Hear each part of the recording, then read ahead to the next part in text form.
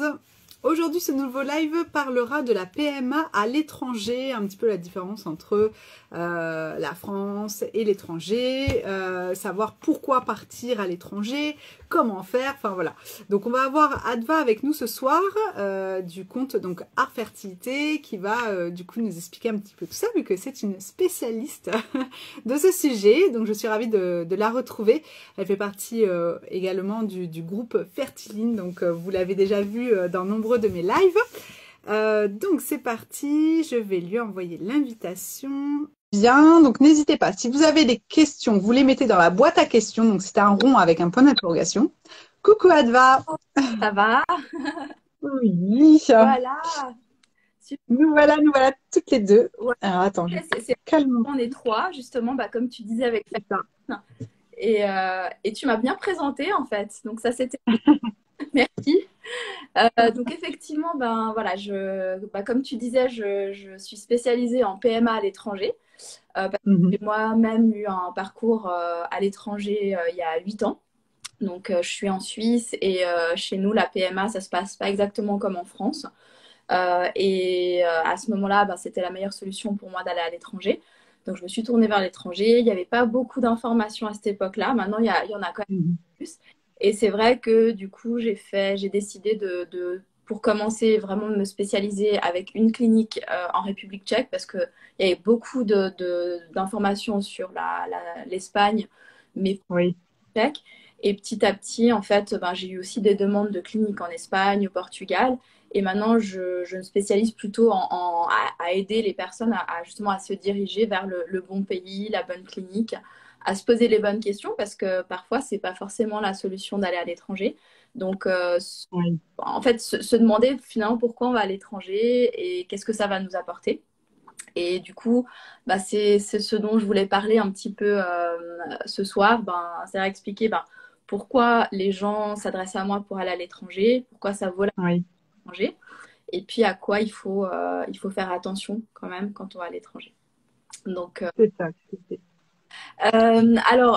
donc pourquoi on va à l'étranger? Alors, je pense qu'une des premières raisons, c'est que on a plus de, notamment pour les Français, c'est qu'on n'a plus d'opportunités en France. Soit on a dépassé l'âge légal, 43 ans, soit en France, on dit non-stop, le médecin ne croit plus en la capacité de pouvoir aller de l'avant, ou on a épuisé les tentatives. Ça, c'est pour la France. Pour la Suisse, ça peut être le tarif.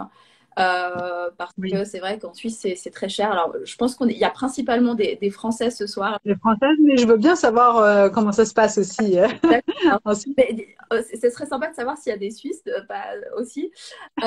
Mais effectivement, en Suisse, rien n'est remboursé au niveau de la FIV. Alors, l'insémination est remboursée en Suisse, mais pas la FIV. D'accord. Du coup, quand tu dois recourir à la FIV, les FIV, c'est très cher. C'est minimum 10 à 15 000 francs suisses. Alors, en ce moment, on est à parité avec l'euro, donc c'est 10 à 15 000. Oui. C'est finalement à peu près le tarif de l'Espagne. Et par contre, au niveau des connaissances, c'est vrai la Suisse est un peu enfin, est moins en avance que l'Espagne. On sait que l'Espagne est quand même très en avance. C'est la législation en fait qui fait l'avancement des pays. Les pays ont pu en fait utiliser les techniques avant les autres. C'était le cas de l'Espagne. La République tchèque ensuite a enchaîné. Il y a eu le Portugal. Et c'est comme ça qu'il y a d'autres pays en Europe, mais moi je me suis spécialisée dans ces 3 pays parce que c'est vraiment les pôles de compétences et facilité pour Alors, j'aime pas trop ce mot, mais finalement c'est un peu ce que c'est du tourisme médical, c'est-à-dire du voyage à l'étranger pour du médical. Et c'est vrai que je me suis spécialisée dans ces 3 pays parce que c'est finalement ce qui répond le plus à toutes les demandes et aussi au niveau du soutien des patients et au niveau des succès. Et du coup, c'est vrai que dans ces pays, ils font beaucoup plus de traitements qu'ailleurs. On sait que dans une clinique en France, j'avais regardé une des plus grandes cliniques, je crois que c'était FIF.fr qui donnait ce nombre, c'était à peu près 1500 traitements par année. Dans une clinique de PMA à l'étranger, alors il y a des cliniques qui en font moins, mais il y a des cliniques qui peuvent en faire plus, et jusqu'à 6000, voire pour des groupes, alors c'est nombres agglomérés parce qu'ils calculent sur toutes les cliniques, en fait. Donc, c'est une question de quantité. C'est une question aussi que depuis plus longtemps, ils pratiquent les différentes choses. Aussi, comme beaucoup de personnes se tournent vers eux de manière, enfin, sont prêts à dépenser, en fait, pour venir vers eux, ils ont aussi la capacité de se doter des dernières technologies au niveau du laboratoire. Oui. Parce qu'il faut le savoir quand même, c'est vrai qu'en France, alors tout est remboursé, mais du coup, il n'y a pas beaucoup d'argent dans les laboratoires, donc on ne peut pas forcément changer les instruments tout le temps, on ne peut pas avoir toujours les dernières technologies, on ne peut pas forcément avoir tous les instruments qui sont indispensables. Après, pas tout est nécessaire. Finalement, ce qui est le plus puissant de nos jours quand même, c'est la fécondation avec ICSI. Et ça, il y a beaucoup d'options en fait et pas tout est vraiment nécessaire. Le plus puissant, vraiment, c'est ça. Et ça, finalement, on peut le faire un peu partout. Donc, ça, c'est la bonne chose. Après, il y a les choses qui sont à côté, style embryoscope, embryoglu. Alors, bon, embryoglu, je suis pas très pour parce que les recherches n'ont pas forcément donné vraiment de positif. Embryoscope, il y a eu quand même beaucoup de recherches qui ont montré que ça permettait de statuer sur la qualité d'un embryon d'une manière plus fine. Et puis, ça permettait aussi de laisser l'embryon dans un... Enfin, de ne pas le sortir pour l'examiner. Parce que c'est vrai que quand on n'a pas de time-lapse, donc l'embryoscope, alors ça a différents noms, time-lapse, Jerry, enfin voilà, on doit... Alors, il y a aussi des embryoscopes, enfin, des incubateurs où on ne sort pas les embryons. On peut mais il n'y a pas ce système où on les voit tout le temps, où il y a des... Et c'est vrai que les caméras, c'est quand même très bien parce que d'une part, on peut voir l'évolution d'un embryon, c'est-à-dire que les embryologues, eux, ils ne les voient pas qu'à un instant T. Un embryon peut avoir l'air sain à J5, mais en fait, être passé par des stades et les embryologues, ils ont l'habitude de voir cette là et passer par des stades qui ne sont pas forcément bien. Pardon, j'ai un message qui s'est affiché. Des stades qui, en fait, font que cet embryon n'a pas d'espoir d'évoluer. Après, évidemment, de nouveau, pour la qualité visuelle est quand même importante à J5, J6, mais c'est vrai de pouvoir voir cette évolution, ça peut augmenter le taux de succès. Donc c'est vraiment une chose, c'est d'avoir accès à toutes les techniques. Après, c'est vrai que les médecins ont plus de patients, du coup ils utilisent plus de protocoles. Souvent, ils testent beaucoup de choses différentes. Et c'est vrai qu'il y a aussi une chose quand on va à l'étranger par rapport à rester dans son pays. Alors là, c'est la même chose pour la France, la Suisse. C'est que quand on est en France, en Suisse, on a l'impression vraiment d'être un patient et devoir se laisser... Enfin, en fait, on fait ce que le médecin suit. Voilà. Et c'est à l'étranger, enfin moi c'est ce que je pousse en tout cas les gens que j'accompagne, c'est de vraiment prendre sa place de client, parce qu'on est client, mais on est client et de prendre sa place de client. Alors en Suisse c'est le cas, on est client puisque c'est nous qui payons. Et dans cette position de client, c'est vraiment de poser des questions quand les choses ne correspondent pas à ce qu'on veut, quand on comprend pas ce qui est fait, enfin, etc., de poser des questions. Et c'est vrai qu'à l'étranger, on reste des clients, il y a beaucoup de concurrence, donc les cliniques, c'est un peu leur répondre aux questions, avoir bien entouré le patient, c'est quelque chose qui va leur donner de la valeur et du coup, on va avoir plus de patients. Donc, voilà, elles doivent avoir une bonne image et donner un bon service. Et c'est vrai que c'est un peu difficile de parler du fait qu'on est client, mais ça remet en fait sa situation. C'est vraiment on paye pour un service et du coup on veut le meilleur service, comprendre le service, savoir ce qui se passe et éventuellement un peu poser des questions quand c'est pas exactement voilà. Après, ça reste eux les médecins. Faut pas non plus poser des questions. Il y a beaucoup de choses sur Internet. Et puis, c'est pas nous on n'a pas tout le savoir. C'est pas parce qu'une personne a fait ça que c'est bon pour nous. Donc voilà, il faut toujours faire attention à ça. Mais c'est vrai que ça permet, le fait d'aller à l'étranger permet aussi de cette flexibilité. Et puis, évidemment, il y a le délai. Parce que, c'est vrai que, alors, que ce soit pour une FIV, c'est vrai qu'on est un peu, en France, on est un peu tributaire du timing du centre. Euh, Selon le centre, ça peut, voilà, on doit suivre en fait, alors qu'à l'étranger, c'est quand même nous qui pouvons décider de quand on veut faire son traitement normalement. Mm. Et puis pour le don d'ovocytes, c'est clairement ça, hein. En France, on sait qu'il y a un délai d'attente qui est énorme. Ouais. Et du coup, ça peut permettre d'aller beaucoup plus vite, puisque dans une clinique à l'étranger, normalement, on peut attendre à avoir un transfert dans les 3 mois. Et puis, Ouais, ça. je sais qu'il y a des cliniques qui sont beaucoup au-delà de cette durée. Et ça, c'est une chose. On a fait d'ailleurs un live la semaine dernière avec Julie Ménage, qui travaille aussi avec nous sur Ouais. LinkedIn. Et on disait ça, c'est un piège des cliniques parce que quand elles sont trop connues, elles ont un délai beaucoup trop long et ça, c'est pas normal. Le délai, ça, c'est aussi d'un des critères pour moi. Alors oui, ça, on peut se dire si elle est connue, du coup, les gens la veulent, Il y a plus de gens, bah oui, c'est de ça. gens, donc il y a des délais, donc ça peut s'excuser, etc. Après, on peut recruter plus. Si on peut, voilà, si on a une grande entité, si on doit répondre, alors c'est pas toujours possible d'accélérer les choses. Il y a aussi eu, après le Covid, une période où les cliniques étaient surbookées parce que comme il y a eu un stop, une pause, là, après tout, Oui. on a voulu faire son traitement. Donc là, il y a eu un peu un goulot d'étranglement. Mais normalement, une clinique est censée répondre aux patients. De nouveau, on est un client et il faut prendre sa place de client. On doit avoir une réponse assez rapidement et avoir un traitement assez rapide. Donc ça, c'était un petit peu pourquoi les gens me contactent, c'est pour ces différentes choses et pourquoi ils vont à l'étranger. Souvent aussi, c'est les traitements plus personnalisés parce que de nouveau, euh, alors que ce soit en France et en Suisse, bizarrement aussi, alors qu'en Mhm. Suisse, on est quand même un client puisqu'on paye. Mais c'est vrai que c'est un peu, voilà, nous on est les médecins, c'est nous qui décidons, on fait un peu on fait un peu ce qu'on connaît en fait. Mhm. Et souvent, c'est toujours la même chose. Alors, il y a des choses qui sont bien pour certains types de patients.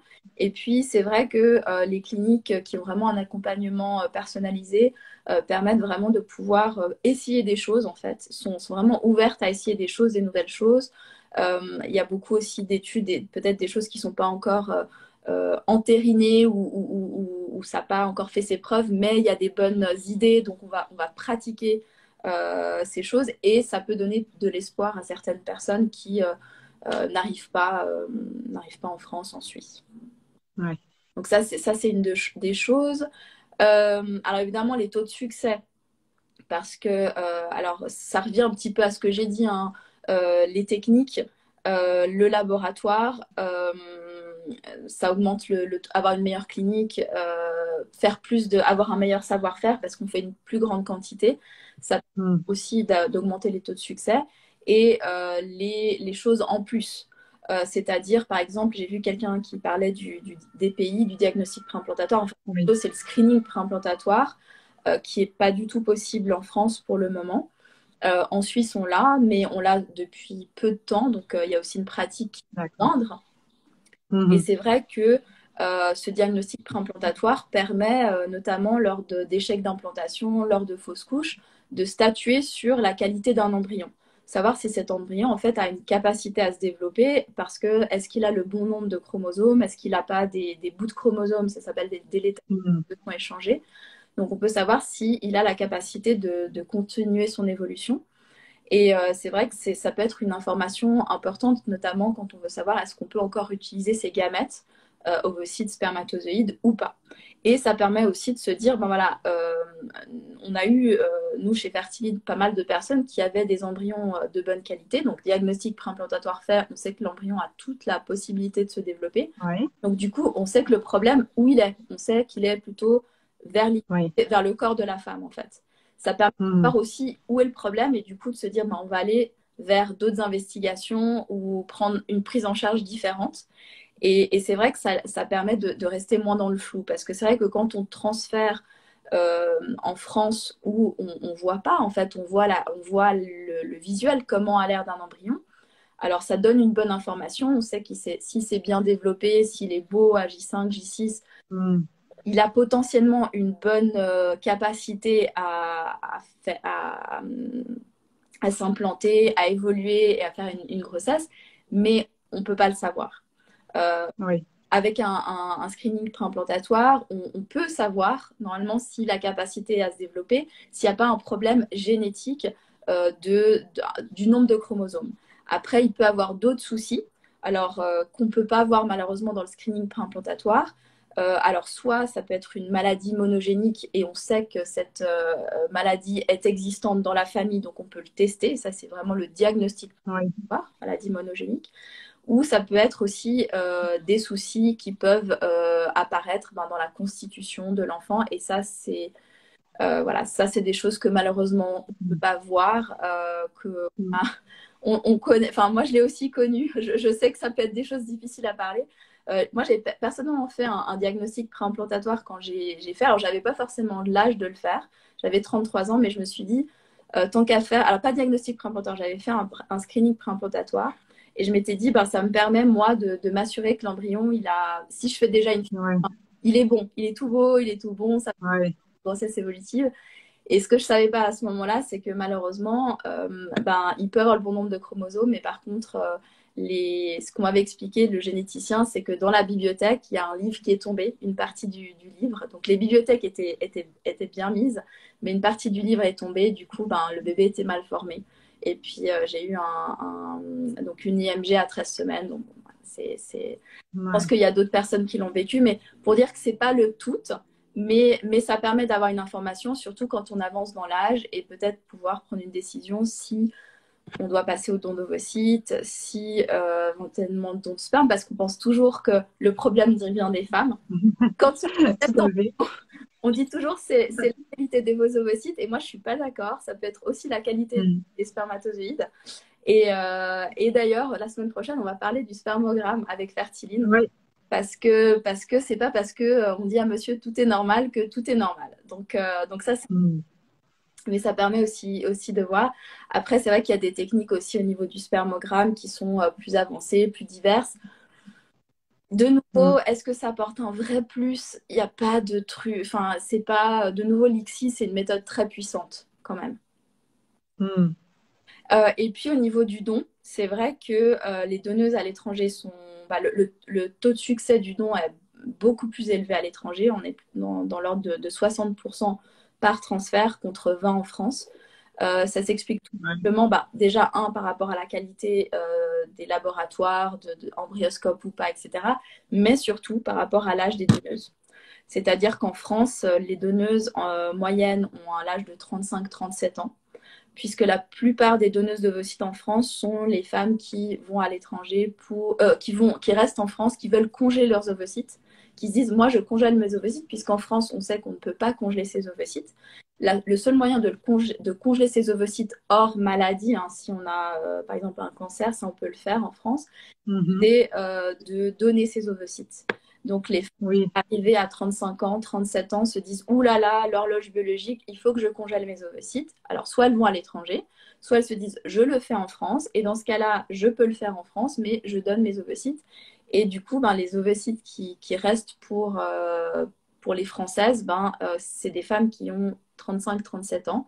Et on sait que ben, à partir de 35 ans, alors de nouveau, c'est de la statistique, hein, Oui, oui. c'est pas de l'absolu, c'est juste que voilà, c'est les statistiques. On sait que 35 ans, on sait qu'il y a plus d'anomalies chromosomiques dans les ovocytes, mais aussi dans le spermogramme. Et Oui. voilà. Et du coup, les embryons sont de moins bonne qualité, donc voilà. Donc c'est aussi Mm. la qualité, et c'est dû notamment au laboratoire et à l'âge des donneuses. Et puis, alors moi, je voulais aussi parler des points auxquels il faut faire par contre attention, parce que quand on va à l'étranger, c'est pas non plus tout rose. Alors bon, déjà, évidemment, le stress quand même d'aller à l'étranger, Oui. c'est pas C'est de l'organisation, ouais. l'organisation. C'est... Il y a deux manières de voir ça. D'un côté, aller à l'étranger, c'est aussi, on peut se dire aussi, parce que le stress de en même temps gérer son travail et une FIV, par exemple, c'est pas facile. Mm. Les rendez-vous, on ne dit pas à son employeur. Enfin voilà, c'est très stressant. Gérer les deux, ça peut être quand même compliqué. Mm. Peut-être d'aller à l'étranger, ça peut être aussi un moment de se dire, ben voilà, on s'arrête 2 semaines, 2, 3 semaines. En 2 semaines, ça suffit hein, pour faire une FIV, pour faire un don d'ovocytes, c'est à peu près une semaine. Et de se dire, ben voilà, on va profiter de passer des bonnes vacances et faire ce projet à deux, profiter de voyager, avoir des bons souvenirs pour raconter plus tard à l'enfant. Donc, on a deux manières en fait d'approcher les choses. Après, ça peut être effectivement plus stressant d'aller à l'étranger parce que c'est inconnu. C'est vrai que tout ce qui est médical à l'étranger, ben voilà. Bon, quand on fait un don, Mm. c'est quand même moins peur parce qu'on passe pas forcément, nous, la femme, on n'a pas d'anesthésie. C'est vrai que j'avoue que Oui. voilà, quand je me suis retrouvée personnellement, en plus en République tchèque, on n'en parlait pas beaucoup, euh, là-bas, arriver là-bas en me disant je vais aller, j'aurai une anesthésie générale, je suis pas dans mon pays, ça fait un peu. Ouais. Voilà, Je peux comprendre. après tout s'est bien passé et là, pour tout le monde, Oui. c'est très bien. Mais c'est vrai que des fois, on se dit, mais finalement, j'aurais peut-être mieux été chez moi et dans le confort de chez moi, pas bouger. Enfin voilà, c'est des petites réflexions qu'on. Mm. Donc ça, c'est une chose. Après, bah, évidemment, le choix, premièrement, du pays, je pense que ça, c'est important. Ce qui fait les grosses différences, c'est alors, au niveau du don, c'est l'anonymat ou non-anonymat. Pour moi, Oui. c'est ça que je le présente aux personnes. Ensuite, au niveau des autres traitements, c'est aussi une question de tarif, malheureusement, parce que ben, ça coûte de Mm. l'argent. Donc, évidemment, il faut se dire, voilà, quelle capacité j'ai à faire un traitement, éventuellement à pouvoir le refaire par la suite. Et pouvoir faire des transferts supplémentaires parce que ça coûte aussi de l'argent et devoir voyager. Mm. Donc ça, il faut prendre en compte.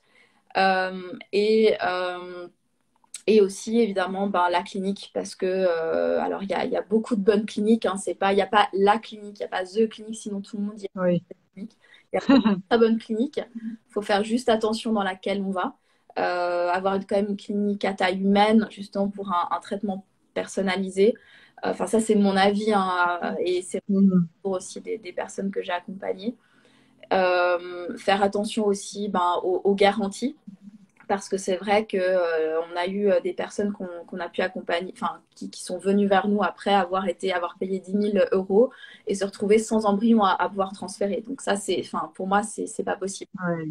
Donc vraiment, regarder les contrats, regarder les garanties, qu'est-ce qui se passe en cas de problème. Par exemple, si on nous garantit 2 embryons, qu'est-ce qui se passe si on n'a qu'un?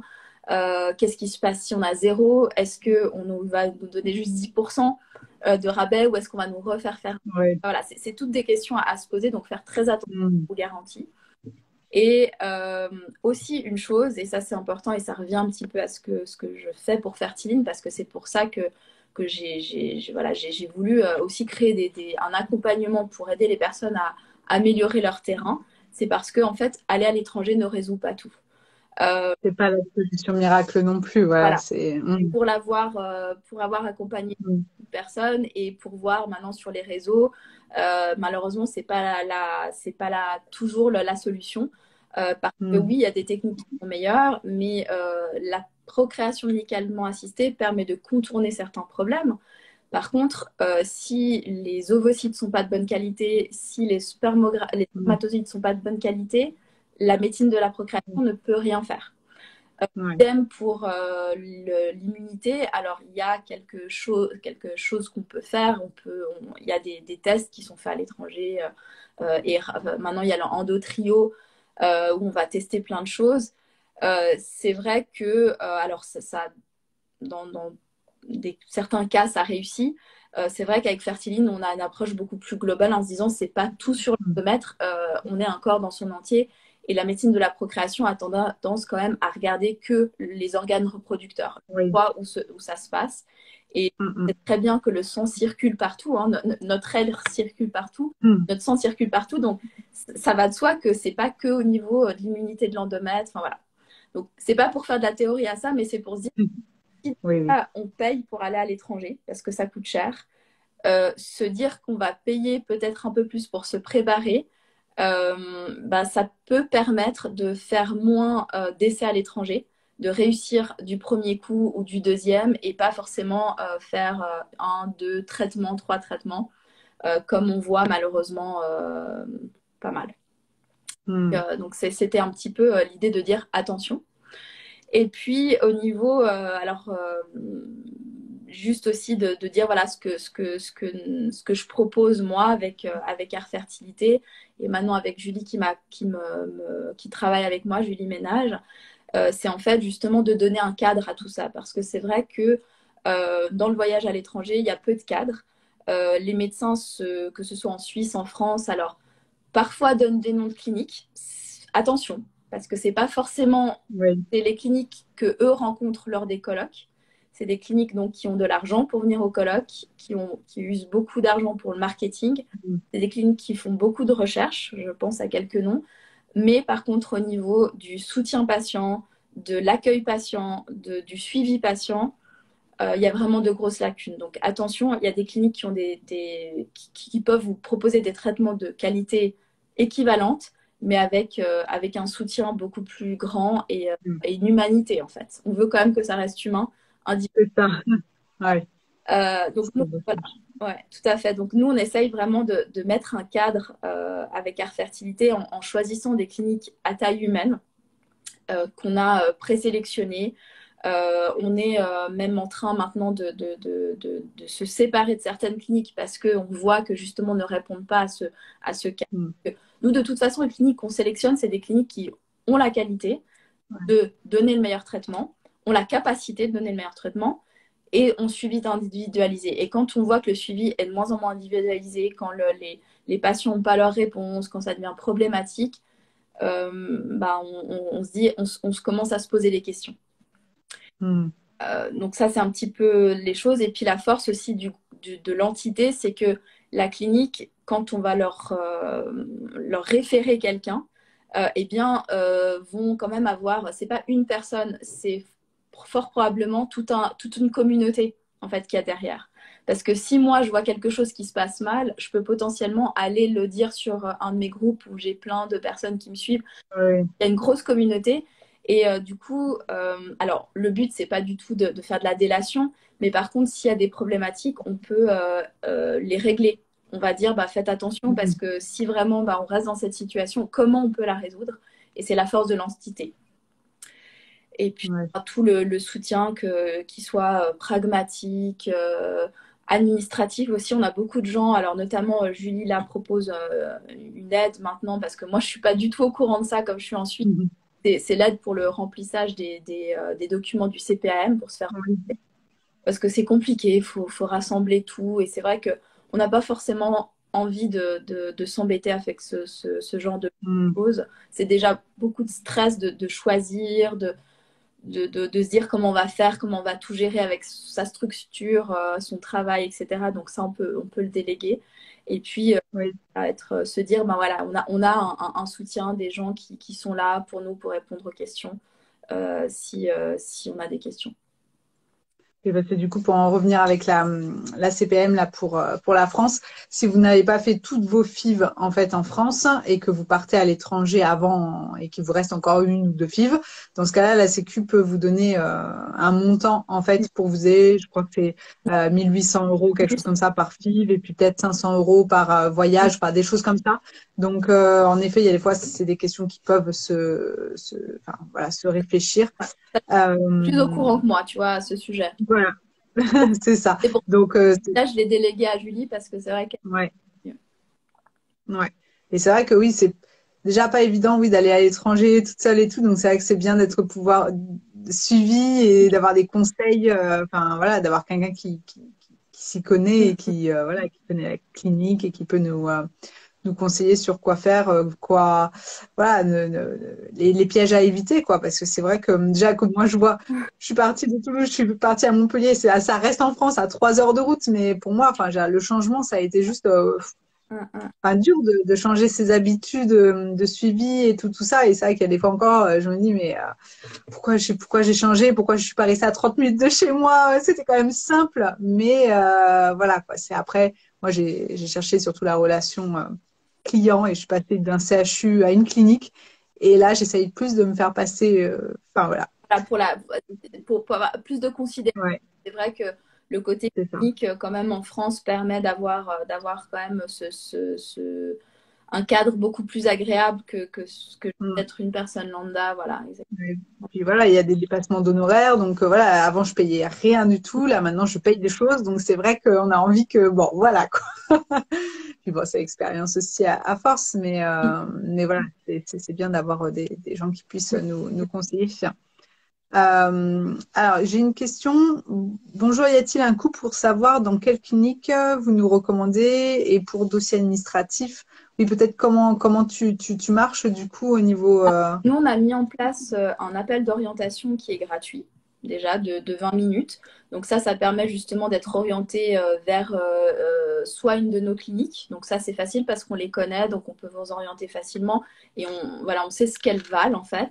Et puis sinon, vous proposez ce que nous, on peut en quoi on peut vous aider, notamment sur les prestations. Donc ça, c'est Julie qui se charge de ça. Et notamment, les prestations, le CPAM. Attends, là, je reprends, comme ça, je vais vous dire exactement. On est à 90... Ah, pardon, je vais parler en français. On est, on est à 95 euros au niveau du choix de la clinique.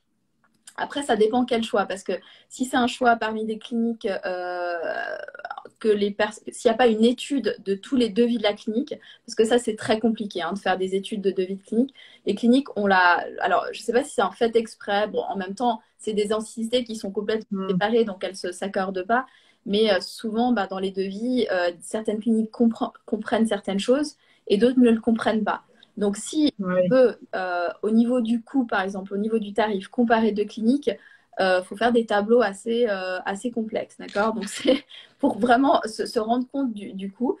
Euh, donc là, on est à 95 pour le choix de la clinique. Les documents du CPAM, c'est 120 euros. On a aussi une petite préparation au traitement parce que c'est vrai que moi, je propose toujours les programmes fertiles et vraiment, je trouve que tu hmm, les suis. oui, Alors, je suis peut-être pas très objective puisque je suis une des créatrices de Fertiline, mais c'est vrai que je me dis, c'est tellement dommage de ne pas se préparer. C'est comme voilà, hmm, faire une course sans se préparer. Là, on va à l'étranger, on met tous ses œufs dans un panier, au moins se préparer, au moins se donner les oui, meilleures chances.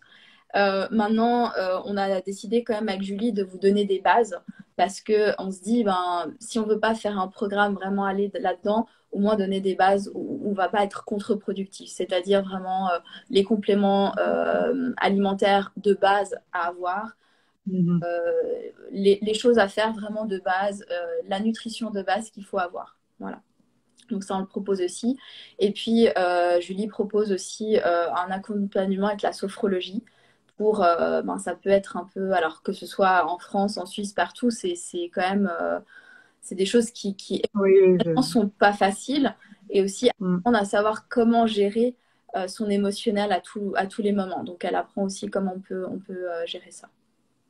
hmm, hmm. C'est un peu les prestations qu'on propose, mais il y a un entretien gratuit déjà qui permet déjà de faire le tour des choses et de pouvoir déjà voir quel est son besoin propre. Oui, c'est ça, ouais. Voilà. Savoir où vous en êtes, quoi, dans la recherche, enfin, dans ce projet, quoi. Voilà. Et ce qui est intéressant, c'est que de toute façon, même si on choisit de prendre une prestation, c'est qu'en fait, on va toujours être gagnant parce que nous, on a toujours négocié en fait un tarif privilégié pour les personnes qu'on accompagne auprès des cliniques. Donc, D'accord. on a minimum 3%, c'est dans une des cliniques qui est Quirón Salud à Murcia. Et sinon, on va jusqu'à 8% chez IVF Spain, chez Vida Fertility, mais on a du 5% chez Oui. Reprofit et l'embryoscope gratuit, donc ça fait un peu plus. Voilà. Donc on a toujours négocié des tarifs préférentiels. Pourquoi? Parce que bon, on amène des personnes. Bah oui, oui, c'est le jeu aussi, Pour hein, le jeu, donc, voilà. oui. Et les cliniques savent Hmm, que pour elles, c'est le jeu parce que ça facilite leur travail à elles aussi. C'est-à-dire hmm, qu'elles ont des personnes qui sont déjà un peu plus prêtes. C'est pas juste des personnes qui les ont trouvées sur Internet, c'est des personnes qui viennent de... hmm, Donc c'est comme hmm, hmm. Ouais, bah oui, oui. Non, c'est bien, oui. ça mâche le travail. Voilà, donc en tout cas, n'hésitez pas. Et nous, on fait. Alors, pour l'instant, on n'a pas mis de conditions à l'obtention des rabais. En fait, on met en relation. On est en train de réfléchir quand même à un système parce que nous, il faut aussi on fait beaucoup de travail derrière quand même Oui, bah oui, je me au niveau doute. de la production des articles. Là, on fait des lives à peu près toutes les semaines avec des cliniques et on essaye de faire ces lives assez justement proches des cliniques. On aimerait pouvoir donner cette possibilité aux personnes de vraiment de sentir comment elles pourraient être auprès de la clinique et de vraiment de répondre aux questions. D'accord. Non, mais c'est chouette. Oui, c'est vrai que c'est tellement compliqué de. J'ai un parcours classique que quand en plus on se rajoute voilà des choses à devoir changer de centre, nouveau gynéco, nouvelle technique. Ah, Si en plus faut passer par des dons, enfin mm, mm. voilà, c'est vraiment pas évident comme Voilà. parcours. Et puis réfléchir aussi, ben, alors c'est vrai qu'en France, peut-être qu'on ne se pose pas forcément la question du don anonyme, non anonyme, puisque bah, la plupart, enfin c'est anonyme en France. Ensuite, nous, on est en don non anonyme pour les spermatozoïdes, parce qu'en Suisse, le don n'est pas possible, le don d'ovocytes. Et, euh, D'accord. et du coup, c'est le non anonymat. Donc bon, moi, j'ai beaucoup de Suisses qui préfèrent aller notamment au Portugal. Demain, on a un live avec le directeur de la clinique Ferti Centro, justement pour savoir bah, qu'est-ce que ça implique le don non anonyme. Parce que Mhm. c'est vrai qu'on a des personnes qui nous disent, mais est-ce qu'on peut choisir sur un catalogue comme aux États-Unis? Oui, c'est ça, oui. C'est un peu cette Mhm. image. Et il y a des personnes pour qui ben, le choix, enfin avoir le plus de connaissances, enfin, c'est vraiment les personnes sont effrayées de ne pas pouvoir gérer cette partie, c'est-à-dire le choix de la donneuse. Et je, je peux Mhm. comprendre. C'est pour ça qu'on essaye d'expliquer vraiment. Alors ça, c'est aussi une chose qu'on explique vraiment comment ça se passe et qu'on dirige vers des cliniques ben, qui sont plus proches du désir des patients. Oui. Mm. Oui, c'est ça, parce qu'on a tous nos choix personnels et c'est vrai que oui, en fonction, ben voilà, ça dépend. Oui, je sais que ouais, en Espagne, je crois que c'est anonyme, mais au Portugal, voilà, on peut un peu plus choisir. Donc Voilà. c'est vrai que Et justement, on parlera du non-anonymat demain avec le docteur Silva, savoir qu'est-ce que ça veut dire. Qu'est-ce qu'on peut savoir, donc ça vous découvrirez. hmm, c'est ça. Du coup, il y a une question. Combien de temps doit-on rester sur place en Espagne pour une FIVIXI avec ses propres gamètes? De toute façon, souvent, c'est au moins, ouais, c'est 6 jours parce que s'ils font des J5, tu Ouais, sais que tu restes, bah, ouais, 6 jours, c'est un peu short quand même. On va plutôt dire 8 jours pour être confortable. ouais. Après, c'est vrai que ce qui est un peu compliqué avec la FIV à l'étranger, c'est qu'on ne peut pas savoir quand aura lieu la ponction. On peut savoir qu'on sait que c'est à peu près entre jour 12 et jour 14, mais Oui. aussi J11 ou ça peut être J15, 16. On peut aller jusqu'à J17 pour une Hmm. j'ai entendu aussi des cas où on allait encore plus loin et là je pense que voilà je pense pas que la qualité des ovocytes soit au rendez-vous en France hein, je dis bien mais normalement à l'étranger c'est vraiment le maximum et du coup 8 jours c'est bien. Moi ce que je dis aux personnes ce qui est bien c'est prévoir 10 jours parce que là on a cette fenêtre de savoir euh, à l'avance quand est-ce qu'on doit partir Oui.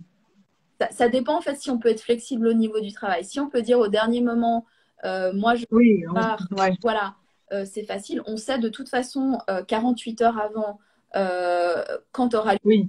Donc on a 48 heures pour partir. Après, il y a certaines cliniques qui préfèrent quand même faire la dernière échographie dans la clinique, mais c'est pas obligatoire. Mhm. Il y a plein de façons de faire. Après, on peut aussi, par exemple, envoyer monsieur en amont. Il y a aussi certaines cliniques qui préfèrent recevoir le couple en amont ou au moins monsieur pour congeler du sperme. Et puis, madame vient toute seule ou déjà, ils connaissent la qualité du sperme. D'autres cliniques travaillent avec des spermogrammes de l'étranger et aucun souci. C'est vraiment, ça dépend des cliniques, de comment elles ont l'habitude de travailler.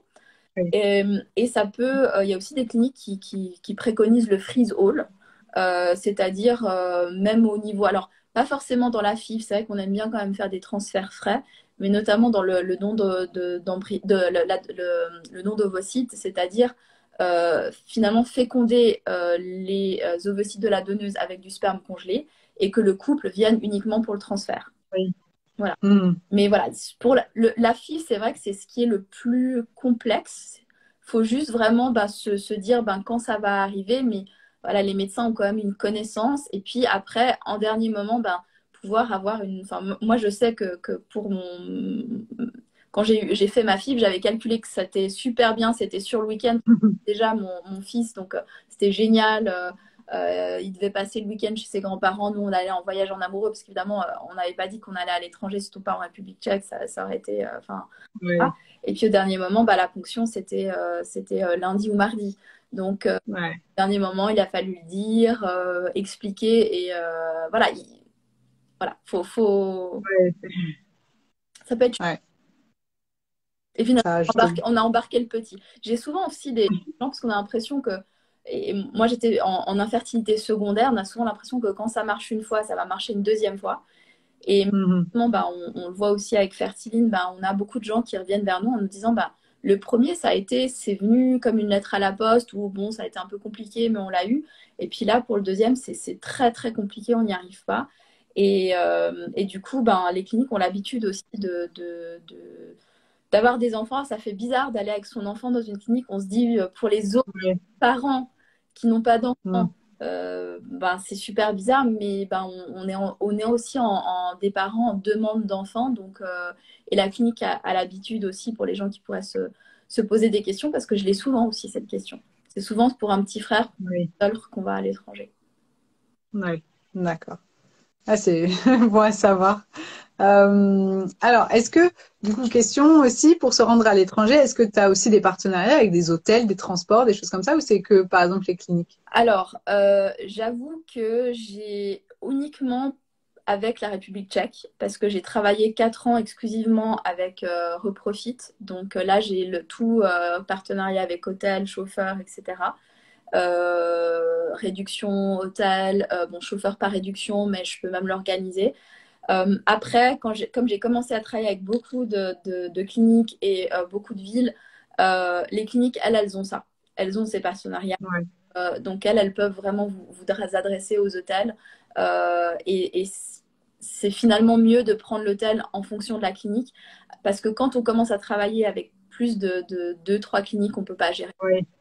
Ouais, Et c'est vrai que ça fait partie du voyage médical, on va l'appeler comme ça, l'hôtel, le chauffeur, mais c'est vrai que voilà, j'ai préféré quand même me concentrer sur le côté plutôt médical, préparation et côté pragmatique, mais pas le côté pratique en fait. Ok. Autre question, du coup, pour tout ce qui est échographie de contrôle, prise de sang, tout ça, du coup, c'est pas forcément. Alors, la question, c'est donc on fait les échographies de contrôle des follicules là-bas? Non, parce que sinon on y reste un mois. Oui, parce qu'il voilà, il faut savoir que tout un cycle, si on fait une FIV, c'est 3 semaines. C'est ça. Parce qu'on commence à... Alors, non, c'est pas exactement ça, parce qu'on fait la première échographie. Il y a des fois, certaines cliniques, et c'est pas toujours le cas, qui font une échographie avant de démarrer. On peut le faire sans. Donc, la première échographie est à J8. Donc, si on calcule qu'on doit être de J8 à J... si on a la ponction vers J14 et qu'on fait un transfert à J6, c'est-à-dire jusqu'à J20. Donc, ça fait... Non, un peu moins de ça. 2 semaines. 2 semaines, ouais. Mais c'est short.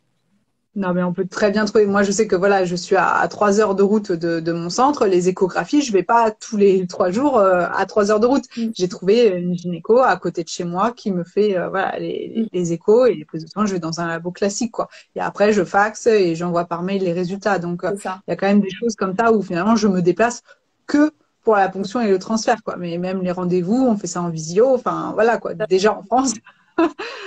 Sinon, ce serait ingérable. C'est pas possible, quoi. Ouais, alors c'est clair que pour une FIV ou même un don, en fait, normalement, il faut seulement un voyage.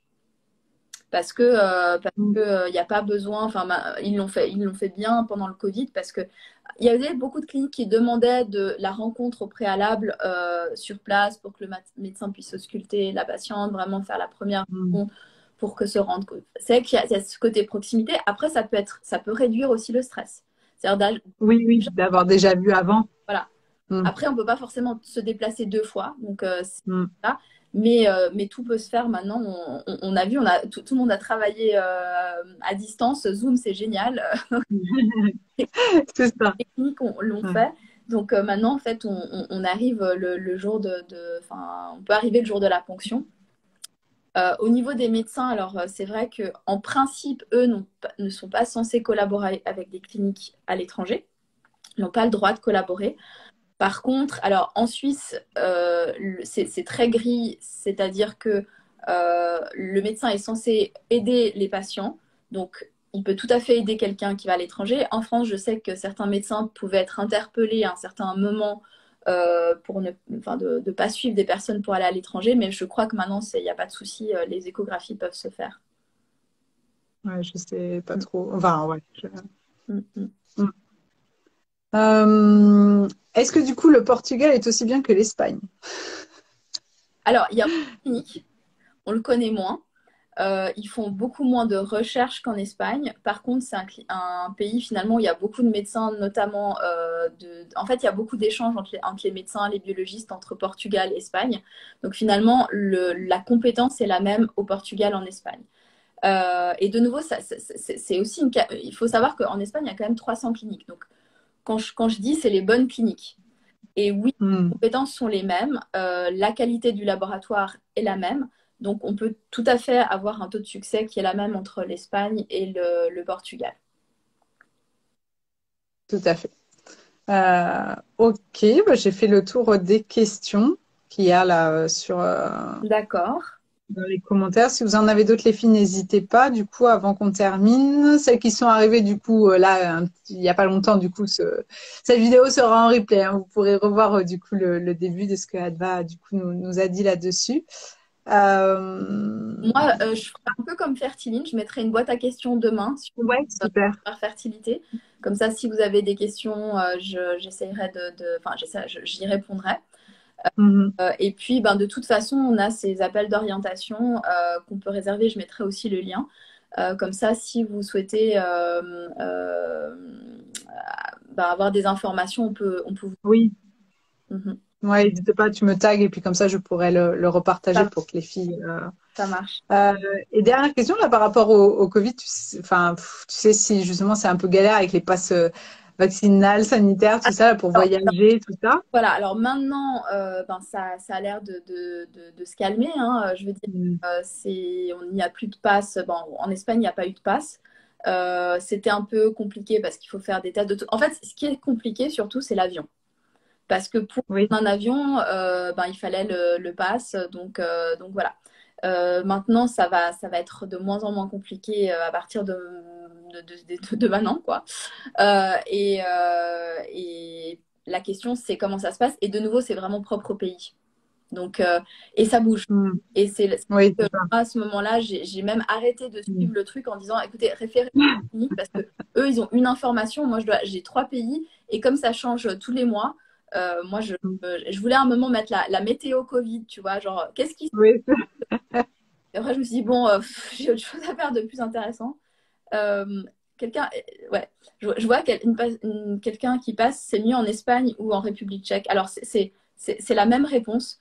C'est finalement pas forcément le pays qui compte, mais la clinique.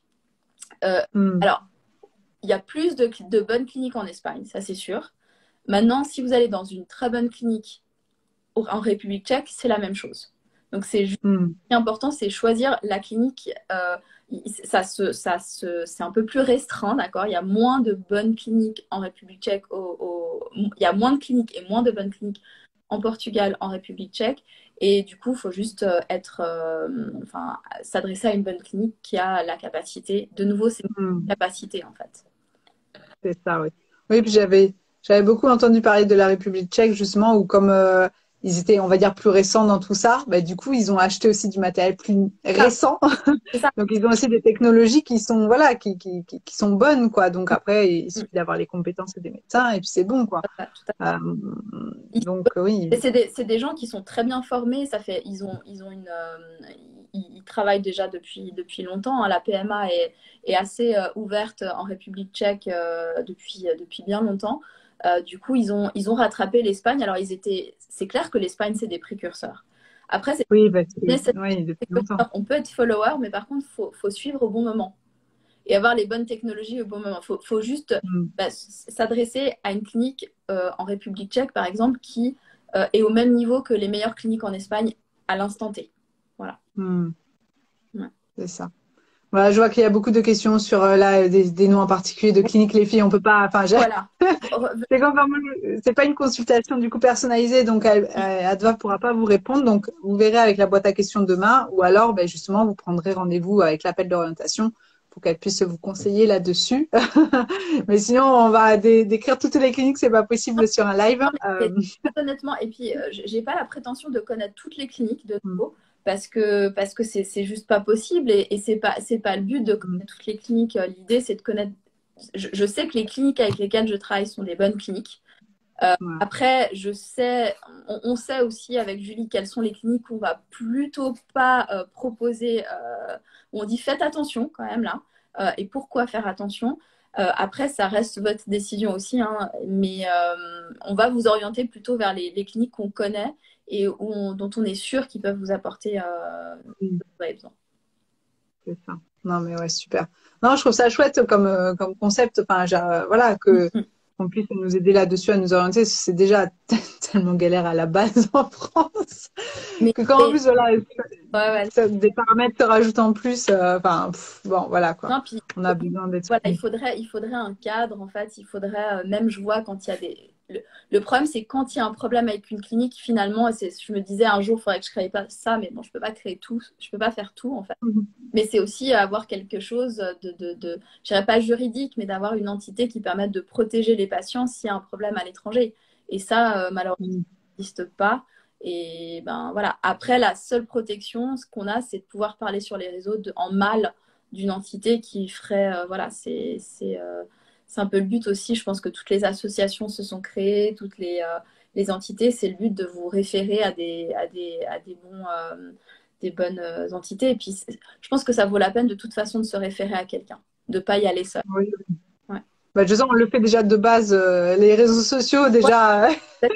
C'est comme ça qu'on se recommande des praticiens en médecine douce, des gynécos, tout ça. Donc, voilà, on voit bien que ce côté, enfin, réseau, on a besoin d'avoir quelqu'un, voilà, qui puisse nous recommander, qui puisse avoir connaissance plus que nous et qui puisse nous dire, bah voilà, fais plutôt ça ou ça ou, enfin voilà. De toute façon, il y a, comme tu disais, il n'y a pas la clinique la meilleure, quoi. C'est pas possible. Ça va dépendre aussi de ce qu'on recherche, Voilà. de notre problème à la base de fertilité et de nos contraintes géographiques, de notre budget. Enfin, il y a Voilà. tellement de paramètres que c'est comme Fertile, quoi. Il n'y a pas le programme. Tiens, tu fais Non, ça, c'est le même pour tout c'est le monde, quoi. individuel. Donc, Tout à fait. Alors, mm, j'ai commencé à le faire avec.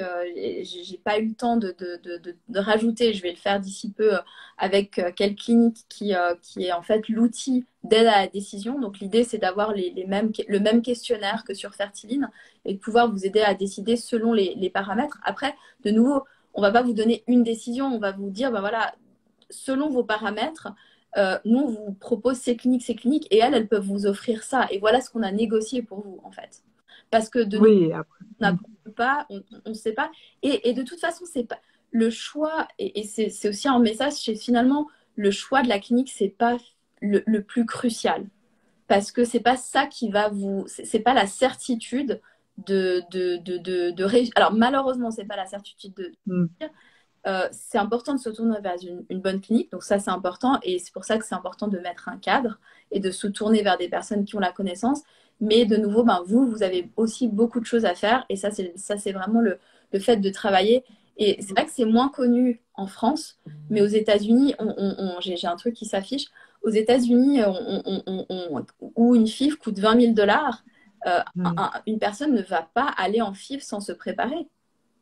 Oui, c'est oui. Enfin, Mm. c'est malheureusement en Suisse, en France, c'est le même combat, hein. On y va, on se dit, ben, la médecine va régler. Et il y a un chiffre qui est quand même assez affolant. Je ne Mm. sais pas que c'était si affolant.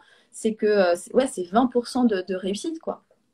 La FIV. Alors, c'est un transfert. Après, heureusement, on a beaucoup d'embryons, plusieurs embryons. Oui. Plus on a d'embryons, voilà. Mais il faut qu'ils soient de bonne qualité. De là où c'est important de vraiment avoir plusieurs embryons, maîtriser le sperme, la qualité des ovocytes et la qualité de son corps, parce que le corps doit pouvoir avoir la capacité d'accepter un embryon et de le faire grandir.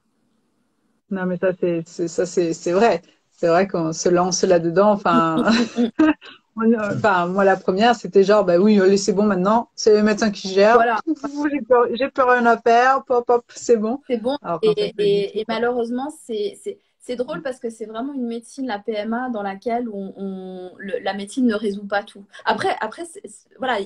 Alors, de nouveau, fertiline, c'est pas de la médecine, mais c'est de la médecine intégrative, en fait. C'est quand même de la biologie. C'est pas du Oui, humanisme. C'est vraiment de la biologie. On se base sur des valeurs. Mais c'est une médecine. global. Enfin, ouais. Voilà. Et de Mm, nouveau, quand on veut avoir un bébé, quand on va à l'étranger, ben c'est du global. C'est vraiment penser à tout, en fait. mm, mm, mm. Mm. Bah là, oui, c'est sûr qu'en plus, quand il y a l'aspect, bah voilà, financier qui se rajoute, voilà, on n'a pas envie de faire une FIV, deux FIV, trois FIV. Enfin, bon, en temps normal, déjà, on est traité par rapport au remboursement de la Sécu, mais là, c'est en plus, c'est son budget à soi, donc il Ouais, faut ouais. tout optimiser et y aller dans les meilleures conditions qu'il faut pour vraiment Mm, mm, optimiser mm. les chances, quoi. Et, Ça, c'est clair. et vraiment avoir cette stratégie aussi de se dire, ben, si malheureusement ça ne marcherait pas au premier transfert, est-ce que j'ai la capacité de retourner combien de fois dans cette clinique? Oui, c'est ça. Choisir en fait la clinique aussi. C'est vraiment, Mm, et c'est là où c'est le côté pragmatique, pratique, se dire ben, vraiment ce côté stratégique de planification euh, qui peut sembler un peu comment dire, c'est pas très humain, mais malheureusement, bah là, on parle d'argent et on parle de personnes qui mm. n'ont pas pu avoir de bébé parce qu'ils ne pouvaient plus financièrement, et ça, moi, je veux pas, quoi. C'est pas possible. Oui, non, mais c'est, ouais. Mm. Voilà. Bon.